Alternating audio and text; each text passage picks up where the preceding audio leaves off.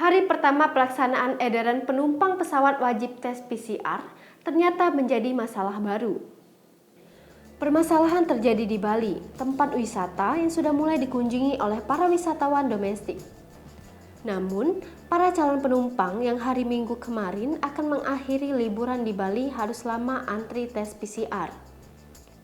Mereka kebingungan karena banyak yang tidak dapat kuota PCR akibat yang mengantri membludak terlalu banyak.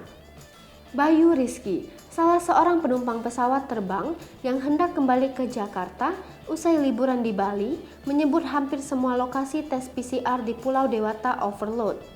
Ia bercerita, dirinya sempat mencari tes PCR di daerah Sunset Road, Kuta. Namun, dirinya tidak beruntung karena kuota sudah melebihi batas alias overload. Begitu juga di beberapa rumah sakit swasta di Kota Denpasar, semuanya penuh. Bayu mengaku belum bisa menjalani tes PCR dan saat ini mengaku sedang mencari lokasi tes PCR di kawasan Jalan Bypass Kuta. Kabarnya, ada salah satu telemedicine ternama membuka gerai tes PCR di lokasi tersebut. Semoga bisa, ujar Bayu. Menurut Bayu, sebenarnya masih ada layanan tes PCR yang hasilnya bisa didapat dalam waktu hanya 4 jam. Akan tetapi harganya selangit. Sementara itu, Inneke Lady, penumpang pesawat transit dari Alor menuju Surabaya, nyaris gagal terbang di Bandara El Tari Kupang gara-gara hanya memiliki bebas antigen. Inneke, warga Jakarta tersebut menceritakan, hari Minggu kemarin saat dia pulang tugas kantor dari Alor dan mesti transit ke El Tari sempat tertahan oleh petugas maskapai. Sang petugas ngotot ia harus memiliki keterangan tes PCR.